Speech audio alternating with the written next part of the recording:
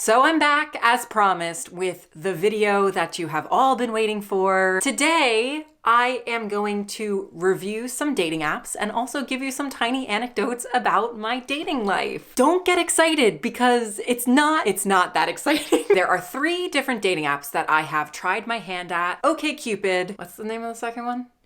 Bumble and Lex. I will review all 3 apps, and as I go, I will sort of intersperse some anecdotes about situations and dates and excursions that I have gone on as a result of these different platforms. And we're gonna start with OkCupid because, as you'll remember from this video, I'm gonna set up an OkCupid account. OkCupid was the very first online dating app / platform that I made an account with. And it's actually my favorite of the 3, so it's all gonna be downhill from here. Let's start with the things that I like about OkCupid. There are so many different options for every different parameter for dating preference and identity that you can think of. Without comparison, this is the most comprehensive dating app I've used for gender and sexuality options and preferences. But it's not just that. There are so many different options for settings in general, from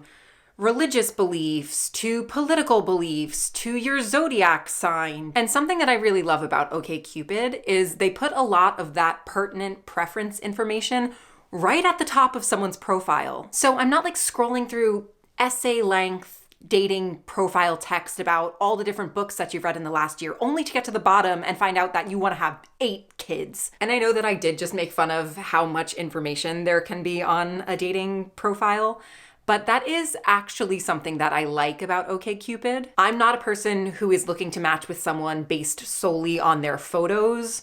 I'm definitely not just looking to hook up with someone either. I want to meet and match with people who I'm going to have something in common with. Let's move on to the things about OkCupid which are not so good. A lot of their features are pay to play, and that includes being able to set what they call deal breakers. I'll get a profile and I feel like, oh wow, this person and I could really be compatible, but there'll be something in it that I'm like, oh my gosh, that is a deal breaker. And I almost wish they hadn't shown me this profile because it's something we're not going to be able to compromise on. Oh wow, can we talk about the issues that come with being adjacent to New York City? I often get recommended matches who are in New York City or Brooklyn or Queens. And that's a little tricky because obviously I live an hour and a half away from the city. So I am looking to meet people that I'm compatible with, but I'm also not looking to commute on the LIRR more than I have to. Between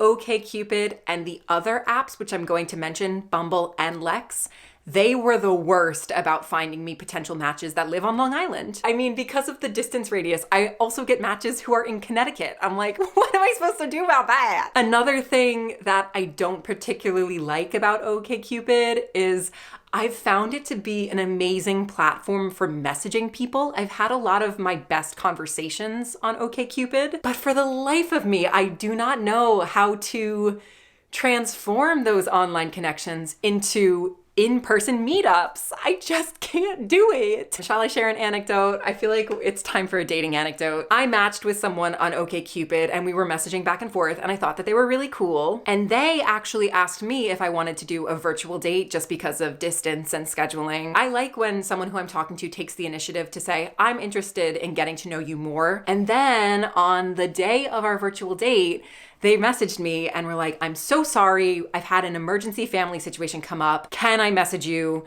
when things are a little bit more stable? And I was like, yeah, of course. Like, absolutely no problem. I totally understand that things happen. But that was almost 4 weeks ago now. Have I been ghosted? Let me know in the comments what you think about whether or not I was ghosted by this person, because I'm not entirely sure what to think. All right, next up, Bumble, not Hinge. Bumble. I keep getting them confused when I go to talk about them. I also made my first Bumble profile back in 2020, back when I was still a woman. And I think something that attracted me to Bumble at that point was the feature they have where the woman gets to message first in a match. Obviously now it's a moot point, but sort of beyond being a moot point, it has really complicated my relationship with being on that app at all. I didn't spend very long on Bumble because I sort of got there, realized immediately that it wasn't a great fit for me, and exited stage left pursued by a bear. From my limited recollection, and this may be different now, there were not a lot of options for gender expansive people on Bumble. And I think at one point they kind of made you identify in a binary system, saying like, I want to be included in searches for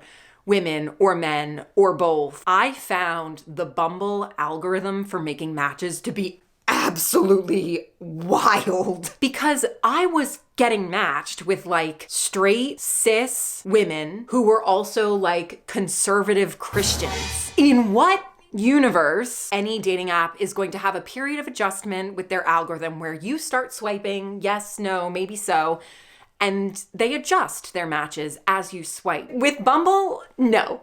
Just no, never. It never changed. Elena, do you have any anecdotes about Bumble? No.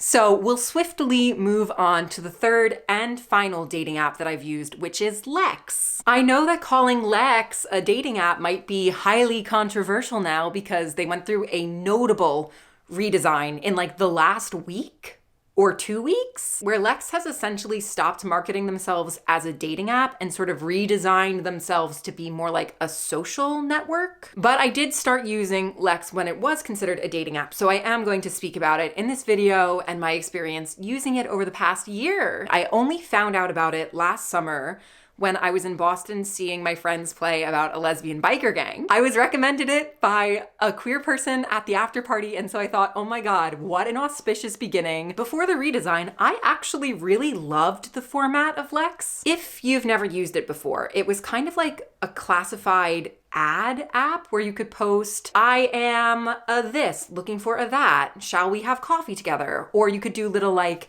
missed connection posts, like I was taking the subway, you were taking the subway, let's connect. So you could find people through those posts, and you could also find them through their search functions, which are keyword search, age range, and location radius. It's the only app where I've really been able to narrow it down and find people who are actually in my area. There are always going to be people included in my search from Connecticut. Let's charter a boat. Let's meet halfway across the sound for a date. But that aside, Lex is the app that has led me to the most in-person meetups, events, and like quasi dates of any of the apps that I've ever used. So moving on to the bad, the less good about Lex. Oh man, sometimes it is just really, really hard to get people to actually meet you. I get it, especially with online platforms and being queer and being trans. I do understand that people want to be safe, but boy, oh boy, I didn't even feel like the reticence fell into that category of like, I'm trying to protect myself and make sure this is right. A lot of people just don't have transportation, or their schedules are just like mind-bogglingly busy. There was one notable time when I was trying to organize a game night with this person I had met on Lex, and I said, you know what? I'm going to invite some of the other people who I've been talking to because they're always saying, I wish I had more queer and trans friends on Long Island. I wish we could do more in-person events. It was literally impossible to get people to meet up, no matter how many times I tried to rearrange things to make them more accessible and better for everyone's schedule. It was just impossible. And this is another thing that I kind of feel about Lex. I feel like there's just not a lot of self-awareness on Lex about what people actually want. Honestly, I feel like a lot of people aren't on Lex as a dating site, but really are already using it as a social media platform. I also met a lot of people on Lex who I just did not feel were like emotionally available or socially cognizant. So I will move into the anecdote portion of my Lex experience. I was messaging with someone on Lex who had some similar interests with me. I felt really positively about them, but every other message was about their best friend who they were living with. And I was like, okay, this person is posting about wanting to find a partner, wanting to go on dates, and also, I feel like, is extremely emotionally unavailable. I see it, I understand what's happening. Maybe I can just find out if they want to be friends. So I invited them to an event I was going to in the city. As soon as I told them about it, they were like, oh my God, my best friend would love that. I'll ask them if they're free. So that happened. The anecdote number 2, I was speaking with someone on Lex for a long time, for like probably 6 or 7 months, when they were like, hey, we should grab dinner sometime. Wow, my bar is so low. When someone takes initiative and shows interest in me, I'm like, wow, is this romance? So I ended up going out for dinner with them. And again, we had so much in common. The only issue was we were at dinner together for about 2 hours and they only asked me one question about myself. So I answered the question, and as I was responding, they were like, oh, that's so cool. That really reminds me of this time that I will let someone like that steamroll me in a conversation. And that's obviously not a good basis for any sort of intimate or romantic partnership. And sort of last but not least, again, I was speaking to someone on Lex and they suggested that we get together for coffee. Again, I love it. I love when people ask me to do stuff. I'm like, wow. At the beginning, I was like, I don't know. I'm not sure the vibe is there. I just wasn't feeling it. 30 or 40 minutes into our conversation, I realized we had a lot more in common than I thought. The conversation really started to pick up speed, and I thought, you know what? I actually really did enjoy that, and I would like to see that person again. And we exchanged numbers at the end, and they texted me like the next day saying, that was really fun. I'm really happy we got to meet up. We should do it again sometime. It took me like a day to respond. I just said sort of the same thing, like, I really had a good time. We should definitely do something else. Like, when are you free? And then I didn't hear from them for 2 weeks. One of my big takeaways from being on Lex is maybe it is better off being a social media site. I'm definitely not getting any like dates or romance from my time on Lex, but I've had a lot of success with finding people to meet and going to events and organizing this game night, which did happen after like 170,000 years of planning. And my other big takeaways as I continue my online dating odyssey, I'm definitely gonna stay on OkCupid, despite my ghosting virtual date situation and not really finding anyone to date thus far. I still feel like it has the most potential as a dating app for me. A lot of my issues with OkCupid have just been the barrier of distance. It is really, really hard to get into the city for dates.